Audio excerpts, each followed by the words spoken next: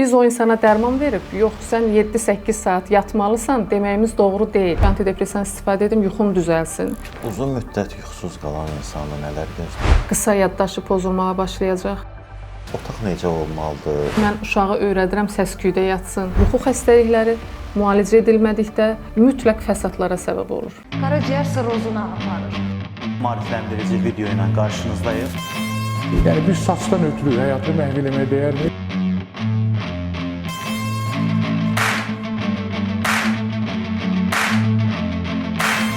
Salam dostlar, hər vaxtınız xeyir olsun. Demə YouTube kanalında Sağlam Həyat layihəmiz davam edir. Bugün biz yuxusuzluqdan danışacağıq. Az yatmaq insanda hansı problemlər yarada bilər və yaxud da çox yatmaq hansı problemlər yarada bilər. Qonağımız isə uzman nevroloq Nailə Ələkbərovadır. Nailə xanım, xoş gördük sizi yenidən. Xoş gördük, hər birinizi salamlayıram. Yenə çox gözəl bir mövzuya toxundunuz, yuxu problemi.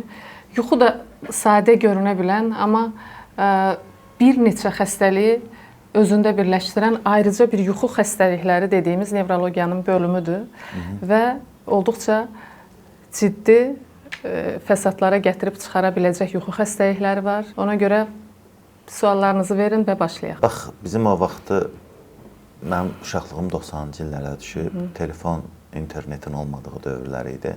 Yəni, mobil telefonun daha doğrusu. Biz saat hava qaralandan sonra, 1-2 saatdan sonra yatırdıq. 9-10 falan.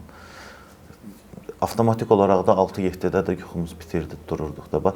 Tez yatıb, tez durmaq həqiqətən də yaxşıdırmı? Ümumiyyətlə, müasir yaşam tərzi, gecə saat 2-3-ə qədər yatmamaq insanda hansı problemlər yaradır? Deməli, Bahadur bəy, ümumiyyətlə yuxusuzluqdan danışırıqsa, yuxusuzluq özü bir neçə səbəbdən yarana bilər.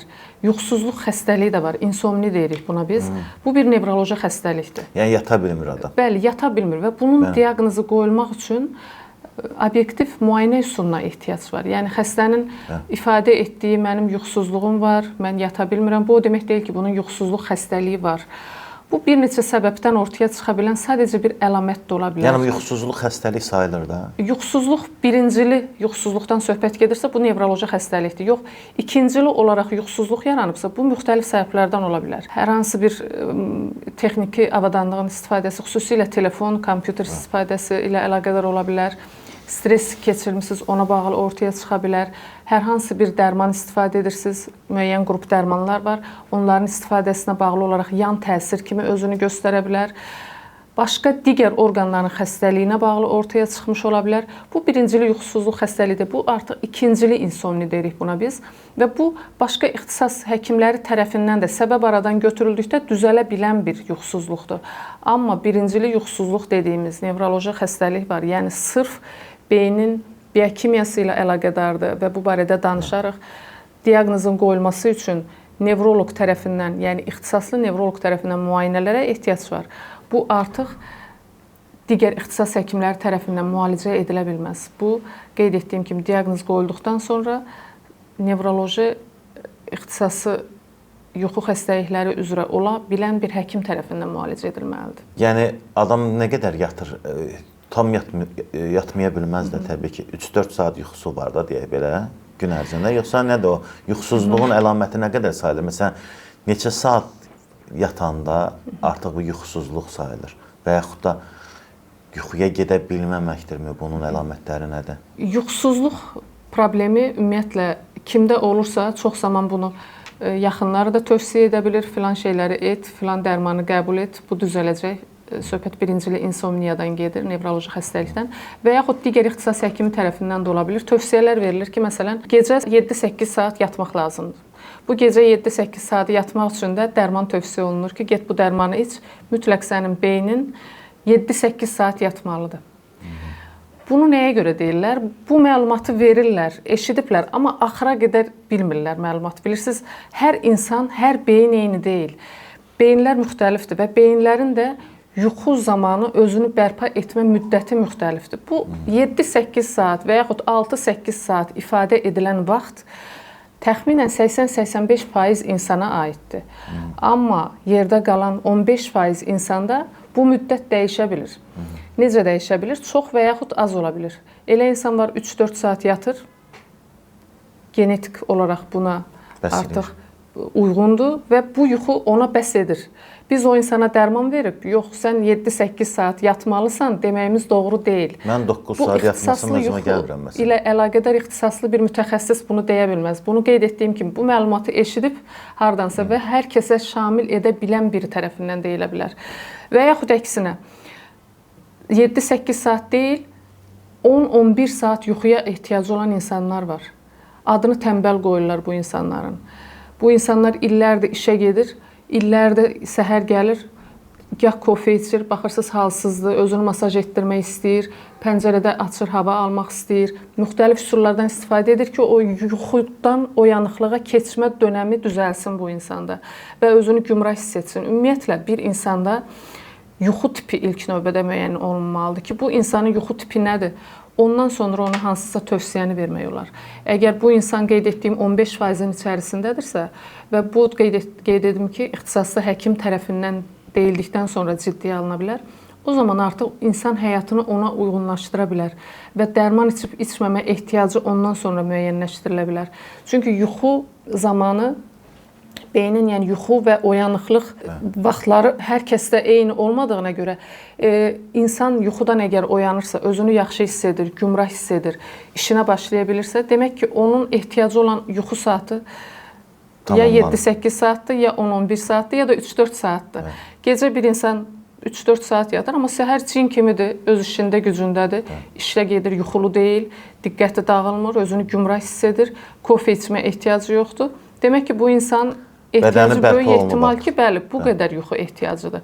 Amma daha çox yuxu ehtiyacı olan insanlar var. İşin ən pis tərəfi də odur ki, onlar çox zaman özlərinə peşəni də doğru seçə bilmirlər və bütün həyatları əziyyət çəkərək keçir. Bax, Nailə xanım, bir də mühitə görə yuxu məsələsi var. Məsələn, adam var ki, evdə divanda yatır, amma gedib öz yatağında yata bilmir. Bunun səbəbi nədir? Bu, Bahadur bəy, birincili insomni, yəni yuxusuzluq xəstəliyinin ən çox görülə bilən forması olan psixofizioloji insomniya dediyimiz bir növüdür. Bu insanlar bu şəkildə yuxu problemi yaşamasının altında bir neçə genində problem olması, yəni genetik bir zəmin durur və bunun yanında həyatının müəyyən bir dönəmində bu insanlar çox zaman ifadə edirlər ki, bir stres yaşadım, hər hansı bir hadisəyə bağlayırlar, ondan sonra məndə bu yuxusuzluq başladı. Məsələn, itki ola bilir, xəstəlik ola bilir və s. Və ondan sonra artıq gecə yata bilmirəm. Öz yatağı ilə sanki inatlaşıb yatağına gedir, yuxu tamamilə qaçır öz yataq otağında.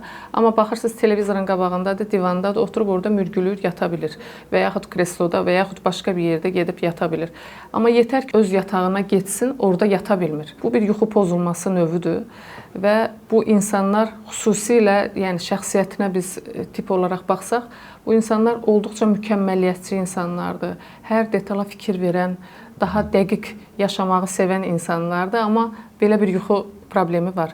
Və bu insanlara da təsadüf dərman vermək olmaz. Ki, get yatağına bu dərmanı qəbul et, burada yuxu bərpa olunacaq.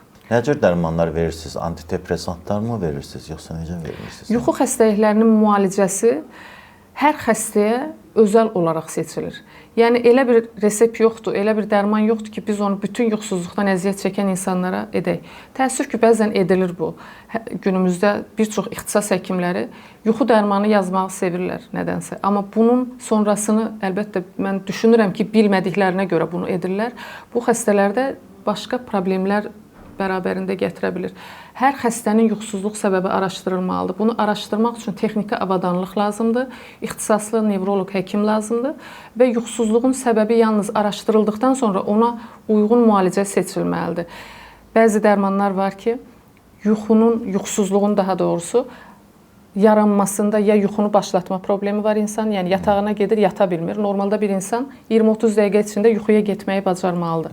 Ya yuxuya dalma problemi var, ya yatır, amma tez oyanır, tez oyanır və yaxud axşam vaxtında yatır, kəsintisiz də yata bilir, amma saat 4-də 5-də oyanır, 3-də 4-də oyanır və ondan sonra heç yuxusu gəlmir. Yəni daha tez oyanmağa başlayır beyin.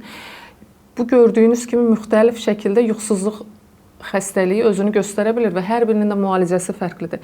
Burada yuxusuzluğun tipi, xəstənin əlavə xəstəlikləri, xəstəliyin başlamasından sonrasına qədər seyri, bütün bunlar xəstəyə özəl olaraq dəyərləndirilib və müalicəsi də özəl olaraq təyin olunmalıdır. Eyni zamanda bildiyimə qədər stres də qoymur yatmağa adamı. Yəni stres də səbəb olur. Stres əlbəttə yuxusuzluq probleminə ən çox səbəb olan faktorlardan biridir. Amma stresin səbəb olduğu birincili yuxusuzluq deyil artıq. İkincili yuxusuzluq, bəli. Yəni stres faktoru aradan götürüldükdən sonra günlər içərisində o öz-özünə də düzələ bilir. Stres faktoru aradan qalxdıqda çox zaman bununla da qarşılaşırıq. Xəstə stresə məruz qalıb, bir yuxusuzluğu başlayıb. Burada əlbəttə o psixofizioloji yuxusuzluq olub-olmaması artıq mütəxəssis tərəfindən müəyyən olunur. Amma sırf stresə bağlıdırsa, düşünək ki, dəyərləndirilib və stresə bağlı olduğu bildirilib mütəxəssis tərəfindən, o zaman stres faktorunu aradan götürmək üçün qısa müddətli müalicə yetərlidir. Yetərlidir. Bəli, burada antidepressant adı çəkdiniz. Antidepressant istifadəsi də bağlı. Əksər xəstələr düşünür ki, antidepressant istifadə edim, yuxum düzəlsin və s. Yuxusuzluq xəstəliyi, birincili yuxusuzluq xəstəliyidirsə, buna artıq antidepressan təyin etmək olmaz bu xəstəyə. Olmaz. Xeyr. Çünki bu psixiatrik bir xəstəlik deyil. Xəstənin depressiyası var deyə ortaya çıxmayıb. Və yaxud anksiyetesi varsa xəstənin yenə də qısa müddətdə müalicə verilməlidir xəstəyə. Uzun müddət get bu dərmanı qəbul et, həyəcan stresin düzəlsin, bu sənə yuxu gətirici biraz da təsiri var. Bunlar müalicə deyil. Bu xəstələrin sonrasında xüsusilə koqnitiv funksiyalarda zəifliklər ortaya çıxmağa başlayır və artıq xəstə bizə o zaman müraciət edir. Fəsadla gəlir. İkincili bir problem və xəstənin keçmişinə baxdığımızda, qəbul etdiyi dərmanlara baxdığımızda, niyə qəbul etdiyinə baxdığımızda artıq o mərhələlərdə səhvlərin edildiyini görürük. Ona görə qəti bir şəkildə stresə bağlı bir yuxusuzluq yaranıbsa, bunun birincili yuxusuzluq olma ehtimalını ümumiyyətlə çox aşağıdır. Əgər bu ehtimalı inkar etmək istəyirsinizsə, mütəxəssisə müayinə olmaq lazımdır. Qeyd etdiyim kimi, obyektiv müayinələrdən keçmək lazımdır və ondan sonra artıq bu insana dərman təyin etmək olar. Yoxsa öz başına gedib nə antidepressant, nə başqa bir sakitləşdirici dərman istifadə etmək məsləhət deyil. Uzun müddət yuxusuz qalan insanı nələr gözləyir? Uzun müddət yuxusuzluq nədir? Ümumiyyətlə, normal bir beyindən söhbət gedirsə, yəni bir yuxu xəstəliyi yoxdur. Amma hər hansı bir deyək, həyatında bir hadisə baş verəcək, bir əlamətdar hadisə ilə bağlı hazırlıq edir və yaxud işində hər hansı bir etmək istədiyi planları var və yaxud gənc bir insandır, imtahana hazırlaşır. Bu insanlarda, bəli, bir müddət yuxusuzluq ola bilir. Qeyd etdiyiniz kimi, xüsusən gənclər arasında indi sosial mediada çox məşhurdur. Bir müddət istifadə edir, telefon və yaxud planşet istifadəsi, yuxusuz qalır. Nə qədər yuxusuz qala bilər insan? Beyin nə qədər müddət dözə bilər? 2 həftə. 2 həftədən sonra artıq yuxusuzluğa bağlı problemlər yaşamağa başlayır. Bilirsiniz, yuxu sadəcə bizim beyinlə əlaqədar olan yaradılmış bir həyat ritmimizdir və bizim bütün bədənimizdə bərpa üçün nəzərdə tutulub. Necə ki, biz hansısa texniki avadanlığı müəyyən enerji toplaması üçün bəlli bir vaxt istifadə etmirik və onu telefon olsun, başqa bir alət olsun, enerji toplaması üçün elektrik naqilindən istifadə edir və insan da belədir. Yuxu zamanı onda bərpa proseslərinin getməsinə icazə vermək lazımdır. O proses nəinki beyində, bütün bədəndə baş verir. Və onu biz 15 gün ərzində tamamilə deyil, hətta 2-3 saat belə lazım olan miqdardan aşağı etsək, tutaq ki, mənim yuxu ehtiyacım 8 saatdır, mən onu 6 saata endirsəm, 15 gündən sonra artıq məndə müəyyən əlamətlər özünü biruzə verəcək. Başda immun sistemlə əlaqədar, xəstəliklərə daha yatqın olacaq, bu insan daha tez-tez xəstələnir. Beynin özü ilə əlaqədar isə daha çox yaddaşla, koqnitiv funksiyalarla əlaqədar müəyyən əlamətlər ortaya çıxmağa başlayacaq, diqqət tez-tez dağılmağa başlayacaq, daha əsəbi olacaq, qısa yaddaşı pozulmağa başlayacaq, işlərini planlaşdıra bilməyəcək, orqanizə olmaqda çətinlik çəkəcək. Ona görə mən hər zaman öz xəstələrimə bunu bildirirəm. Həyatda heç bir şey sizin sağlamlıqdan önəmli deyil. Heç bir əlamətdar hadisə, heç bir imtahan, heç bir fövqəladə bir hadisə sizi yuxunuzu təsirə salmağa gətirib çıxarmasın. Yuxunuzu hər zaman alın. Sadəcə gününüzü gün içərisində doğru planlaşdırın ki, siz gecə yuxusundan kəsməyi xəyal etməyəsiniz ümumiyyətlə. Bir də Nailə xanım, mən bilirəm ki, mən özümdən götürürəm. Məsələn, axşamlar Yasamal parkında gəzəndə kofe alıb içirdim. Sonra mən 2-3-ə qədər yata bilmirdim. Səbəbini də bilmirdim ki, mən niyə yata bilmirəm. Sonra başa düşdüm ki, bu kofedən. Yəni axşam belə hansı hallar var ki, bu kofe ilə bərabər ki, bizim yuxumuzu qaçırır və niyə qaçırır? Kofenin eyni zamanda tünd qara çayın tərkibində beyin qabığını oyada bilən, bizi o yuxudan oyanıqlıq sisteminə keçirə bilən maddələr olduğuna görə yuxu, bəli, kofein olduğuna görə bizim yuxumuz qaçır. Daha oyanıq oluruq. Həm də qan dövranı. Daha məhsuldar oluruq. Amma bu nə qədər yaxşıdır. Bilirsiniz, qərb mədəniyyətindən bizə yansıyan müəyyən vərdişlər var. Son illərdə bu xüsusilə artıb. Bunların arasında bir də kofe xüsusən də axşamlar hamı içir. Bir çox gənclər mən görürəm, kofe əlində və bununla gəzməyə gedir, axşam saatlarında da bununla içir. Bunu bir tərz olaraq artıq formalaşdırıblar, amma tam olaraq mənasını da bilmir. Bu kofeni nəyə görə içir, nə zaman içməlidir, nə qədər içməlidir, hansı növündən qəbul etməlidir. Kofe qəbulu bu şəkildə həyat tərzində dəyişiklik, dəb, bunlarla əlaqəli olduğuna görə istifadə edilir. Bunun özü də ayrıca bir yuxusuzluğa səbəb ola bilir. Və ümumiyyətlə biz kofe haqqında danışarıq. Kofe çox da bir masum içki növü deyil. Çox insan düşünür ki, kofenin qoxusu gəldikdə qəbul edirəm, özümü yaxşı hiss edirəm, daha gümrah oluram, daha məhsuldar oluram işimi görmək üçün. Amma kofe içmək, bütün bunları etmək üçün bir səbəb deyil. Daha çox səhərlər içilməlidir də, bildiyimə görə. Daha çox dediyimiz, əgər mütləq qəbul etmək istəyirsinizsə, səhər günün birinci yarısında qəbul etmək daha məqsədə uyğundur. Sizə daha az zərər verə bilər. Bir də Nailə xanım, otaq necə olmalıdır? Məsələn, məsləhət görürlər eşitdiyimə görə ki, qaranlıq otaq olmağı yaxşıdır, telefonlar uzaq olsun. Siz nə məsləhət görərsiniz? Yuxu gigiyenası dediyimiz ayrıca bir yuxu xəstələrində tövsiyə etdiyimiz yollar var. Bu yuxu gigiyenasına yuxusuzluqdan əziyyət çəkən deyil, ümumiyyətlə bütün insanlar əməl etməyi bacarmalıdırlar. Bu ilk növbədə başlayır, elə qeyd etdiyiniz kimi, yatmağa getdiyimiz otaqdan. Bizim yatdığımız otaq nəzərə alınmalıdır ki, ancaq yuxu üçün nəzərdə tutulub. Burada gedib telefon və yaxud planşet, mavi parlaq ekran məruziyətindən uzaq durmağımız lazımdır. Yataq otağında maksimum edə biləcəyimiz aktivlik bizim kitab oxumağımız ola bilər. Amma yuxu gəldikdə yataq otağına getmək lazımdır əlbəttə. Yataq otağı qaranlıq olmalıdır, sakitlik olmalıdır, nə çox isti olmalıdır, nə çox soyuq olmalıdır. Yəni təxminən 22-23 dərəcə olmalıdır. Əksər insanlar deyir ki, mən uşağı öyrədirəm səs-küydə yatsın və yaxud restoran, kafelərdə görürsünüz, uşaqdır, amma yuxu saatını valideyn evə getmir. Axşamlar oturub istirahətlərini edirlər, uşaq da bir tərəfdə yatır. Biz uşağı belə alışdıraq deyir. Saat 9-10-dur, bu uşaq evdə sakit bir yerdə yatması gərəkir. Amma təəssüf ki, belə bir mühitdə sanki bunun doğru olduğu bir düşüncəsi də var. Yəni ilk növbədə düşünürəm ki, bu barədə insanlar maarifli olmalıdırlar. Özləri mütləq buna əməl etməlidirlər ki, bizdən sonraki nəsil, övladlarımız da bunu artıq bu şəkildə qəbul etsinlər. Çünki bir nəfərin, iki nəfərin evdə buna əməl etməsi ilə düzələn məsələ deyil. Evdə hər kəs buna əməl etməlidir. Bizi izləyən insanlar bu fikirləri öz ailə üzvlərinə də bildirməlidirlər. Yoxsa mənim ancaq yuxu problemim var. Mən özümə gedim ayrıca bir otaq düzəldim. Mən burada bu həkimin tapşırdıqlarına əməl edim, problemim həll olsun. Bu olmaz. Bu bir neçə gün çəkə bilər. Evdə hər kəs bu qaydalara əməl etməlidir. Bir də Nailə xanım, bax, gecə növbəsində işləyən insanlar var, bu sualları çox verirlər. Bildiyimizə görə ki, qaranlıq otaq olmalıdır, gecə yuxusu tamam başqadır. Bunlar gecə növbəsində işləyirlər, gündüzlər yatırlar. Bu insanlara tövsiyələriniz nədir? Bunların həm bioloji saatları dəyişib demək olar ki, artıq, həm də ki, istənilən halda nə qədər pərdəni örtsələr, qapını örtsələr də yenə də o günəşin şüalarına məruz qalırlar da. Bunlarda hansı problemlər yarana bilər və yaxud da onlar necə yatsınlar? Ümumiyyətlə, gecə yuxusuz qalan insan istər işi ilə əlaqədar olsun, istər başqa bir səbəblə əlaqədar olsun, biz bilməlidir ki, bu insan onu bir neçə il sonra qaça bilməyəcəyi müəyyən xəstəliklər gözləyir.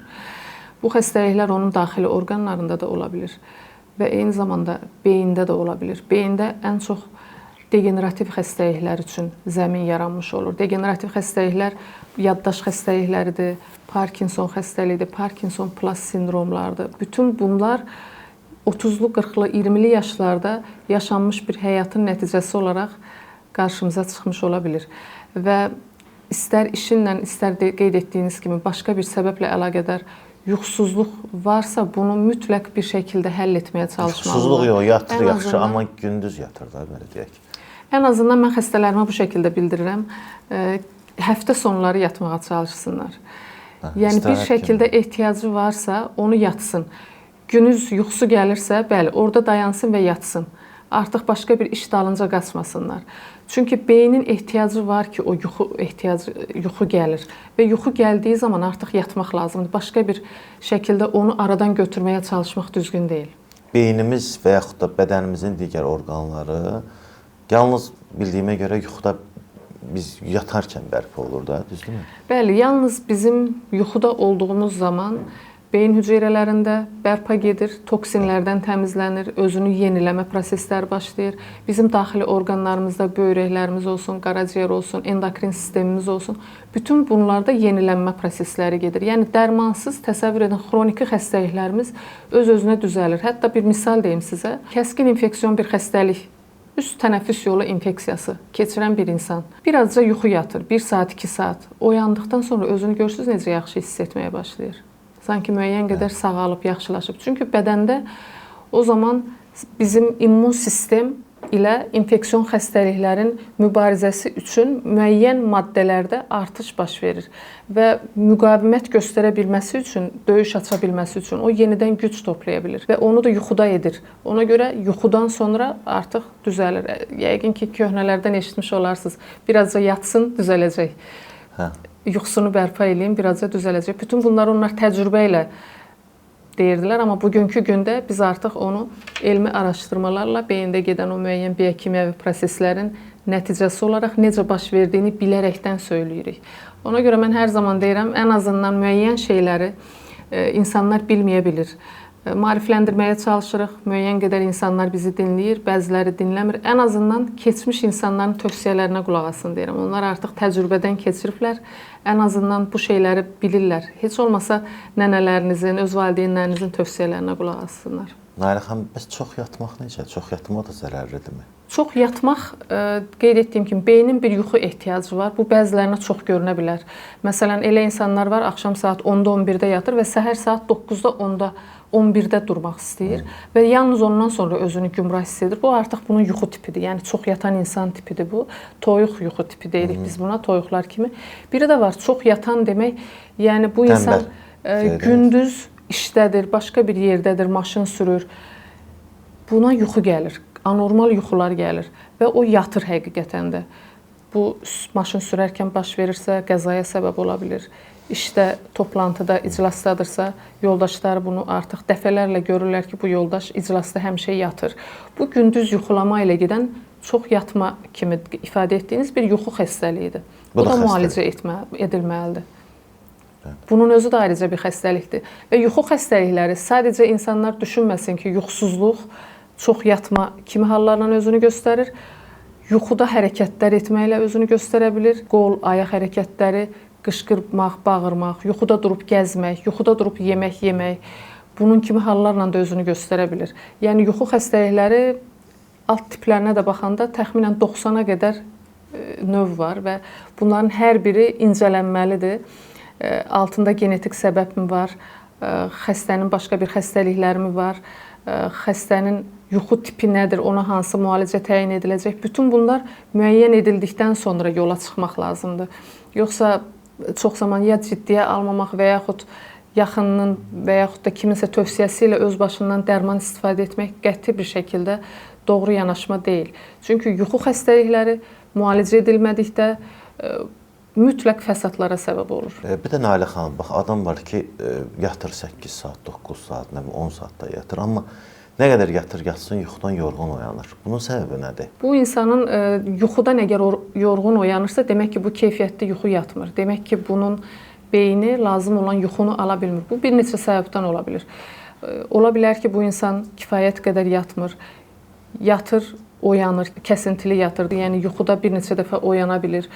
Və yaxud yuxu ilə əlaqədar olmayan başqa bir xəstəliyi var, ikincili bir xəstəliyi. Məsələn, yuxu görmək, davamlı olaraq yuxu görmək, onu narahat edən yuxular falan görmək, Bunlar səbəb ola bilərmi? Bütün bunları səbəb ola bilər. Bütün bunları aydınlaşdırmaq üçün ona görə obyektiv müayinə üsullarına, yəni xəstəni yatıraraq etdiyimiz müayinələr var. Onlara ehtiyac var və yalnız ondan sonra demək olar ki, bu insan niyə səhər gümrah oyana bilmir? Bunun səbəbi nədir? Yoxsa mən gümrah oyana bilmirəmsə səhərlər, al bu dərmanı qəbul et, bu səndə düzəldəcək. Ya vitaminlər və yaxud qida əlavələri çox zaman tövsiyə edilir. Bu şəkildə qətiyyən etmək doğru deyil. Təşəkkür edirik Nalə xanım, çox sağ olun. Yenə bir faydalı bir müsahibəmiz oldu. Bundan əvvəlki müsahibəmizin linki bax buradan çıxacaq, izləyə bilərsiniz. Eyni zamanda Nalə Ələkbərovanın öz TikTok, Instagram və YouTube kanalları da var. Oradan digər mövzuları da izləyə bilərsiniz. Nalə xanım, sizə bir daha təşəkkür edirəm. Çox sağ olun. Mən təşəkkür edirəm, çox sağ olun.